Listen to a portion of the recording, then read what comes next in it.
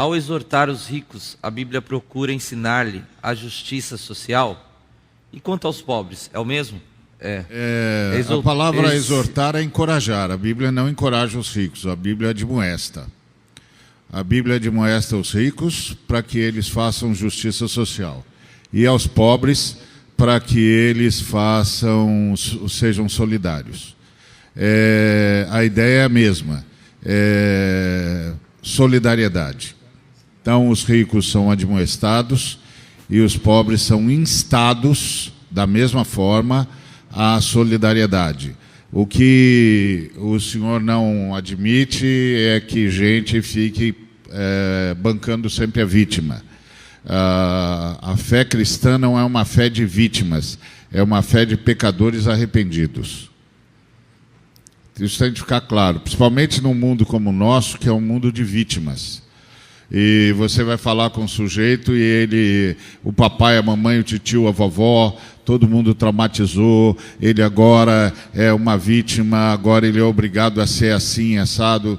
Não foi assim que Deus formulou a espécie humana. A espécie humana sempre pode reagir. A espécie humana pode dizer sim, pode dizer não. E a fé cristã não é uma fé de vítimas. A fé cristã é uma fé de pecadores arrependidos. Não importa em que situação eles estejam, todos nós somos pecadores e todos nós temos de nos arrepender. Me lembro de uma pessoa que procurou o pastor e contou a história de vitimização dele. O pastor foi solidário e depois disse: bom, agora você precisa superar a sua história de vitimização, perdoando todos os que você entende que te vitimaram e recuperando o protagonismo na sua vida.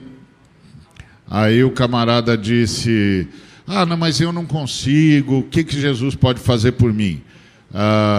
O pastor disse: Jesus já fez, já morreu por você para que você consiga. Então perdoe os que você entende que te vitimaram e retome o protagonismo da sua vida, arrependa-se dos seus pecados, o Senhor vai perdoar você e o Espírito Santo vai morar em você, e isso vai mudar a sua vida. Aí ele disse: não, eu esperava outra coisa. Aí o pastor disse: meu filho, Jesus Cristo perdoa pecadores. Se você não é pecador, você não precisa de Jesus Cristo. Jesus Cristo perdoa pecadores. Você se assume como pecador ou não? Em relação à sua vitimização, o Senhor Jesus diz: perdoe, como você foi perdoado. Agora assuma o protagonismo da sua vida e eu tiro você desse buraco. Então isso é verdade para todos os seres humanos. Então a Bíblia, o Senhor admoesta os ricos. Por que o Senhor admoesta os ricos? Porque o mundo está dividido, o mundo de Deus está dividido em dons. Em dons. Então eu tenho o meu dom. O meu dom me dá acesso a algumas coisas que o Senhor tem para a humanidade. Qual é o meu papel? Transformar isso num negócio pessoal ou ser alguém que distribui isso para o bem de toda a humanidade? Meu papel é distribuir isso para o bem de toda a humanidade. O Senhor deu dons aos homens para fazer da humanidade uma grande cooperativa onde todos trabalham por todos. É por isso que o Senhor admoesta os ricos, não porque eles são empreendedores, não porque eles são capazes de ganhar dinheiro, não porque eles são capazes de gerir recursos, não porque eles são capazes de criar oportunidades, mas porque eles não entenderam que a humanidade de Deus é uma cooperativa, onde todos trabalham para o bem de todos. E assim, o cara diz assim: eu tenho porque eu trabalho. Não, você tem porque você trabalha, porque você tem um dom que é a sua parte de contribuir com a humanidade. Esse é o ponto. E isso vai ficando um negócio complexo, quando o cara não entende qual é o papel dele na humanidade. Eu me lembro de um homem que disse: o senhor é muito duro com os ricos. Eu falei: não, senhor, eu sou muito duro comigo. Eu faço o meu trabalho no reino, faça o seu. Eu sou duro é comigo, não é com o senhor. Sou duro comigo. Quem é duro com o senhor é a Bíblia. Eu sou duro comigo. Eu faço o meu trabalho, o senhor faz o seu. Eu uso bem o meu dom, o senhor usa bem o seu dom. Onde o senhor pensa que o senhor está? O senhor está no mundo sustentado pelo sacrifício do Cordeiro. Quem o senhor pensa que o senhor é? Tem alguma coisa errada aqui, meu amigo. Tem uma meritocracia aqui que não existe nas Escrituras. Se o senhor acha isso, abandone a fé cristã. Simples assim. Larga o livro. Agora o senhor quer ter a fé cristã, quer o céu, quer a Bíblia e quer ser o dono das Escrituras e quer ser o dono da verdade? Não dá, meu filho. Aqui no reino de Deus tem um dono só. Tem um senhor só. Ele disse como é que eu tenho de me comportar e como é que o senhor tem de se comportar. Eu faço a minha parte, o senhor faz a sua. Senão onde esse negócio vai parar? Então, a gente tem de entender o seguinte: as Escrituras são a palavra de Deus. A palavra de Deus diz o que diz. Se eu gosto, se eu não gosto, não é problema de Deus, problema meu. Porque as Escrituras dizem o que dizem. Então eu tenho dom, você tem dom. Porque Deus distribuiu o mundo desse jeito. E quer que a humanidade seja uma grande cooperativa, onde todos trabalhem para o bem de todos. Então você tem o dom do empreendedorismo.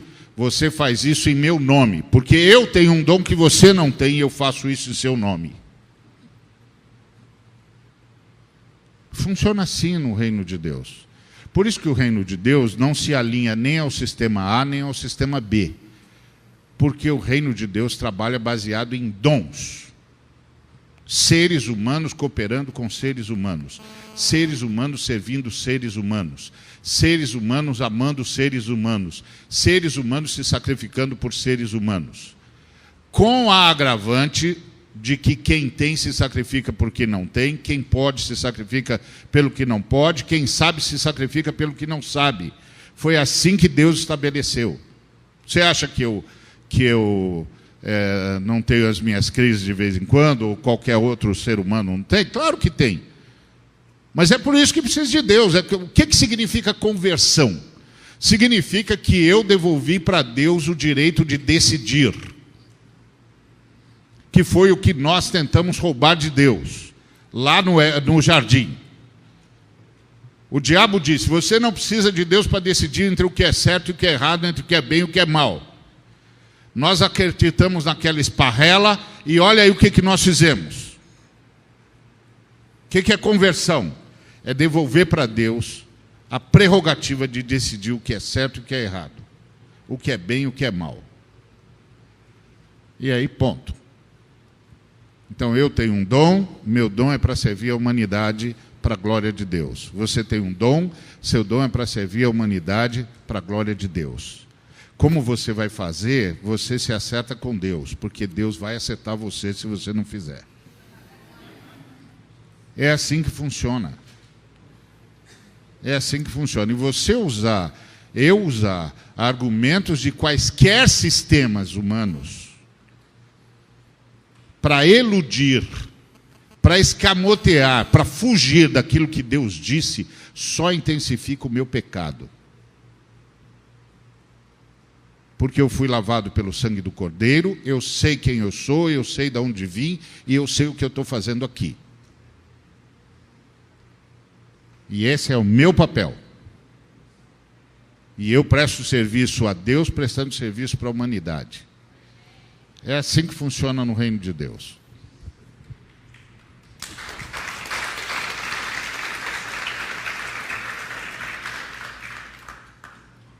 Eludir no dicionário quer dizer escapar, fugir, evitar. Boa. Muito bem, obrigado. Não, porque quando ele falou eludir, eu pensei que era iludir, não é eludir mesmo. Isso aí. Eu queria sugerir para essa discussão aí de ricos e pobres e justiça social um teórico interessantíssimo chamado Walter Mignolo. É um argentino, professor de semiótica. Ele escreve-se Mignolo, Walter Mignolo. E ele tem um conceito que me causou grande impacto quando eu aprendi, que é a diferença entre emancipação e libertação. A emancipação é você subir na escada social. A libertação é você promover rupturas e mudanças na escala social. Emancipação é você, sendo negro nos Estados Unidos, se formar na faculdade e se tornar um advogado respeitado pelos brancos. E aí você começa a se comportar do mesmo jeito que os brancos. E você trata os negros que são pobres, ou que não estudaram, ou que foram escravos, ou que são escravos, do mesmo jeito que os brancos tratam os negros. Só que agora você é um negro que é advogado, é doutor, e você subiu na escala social. Então você se emancipou.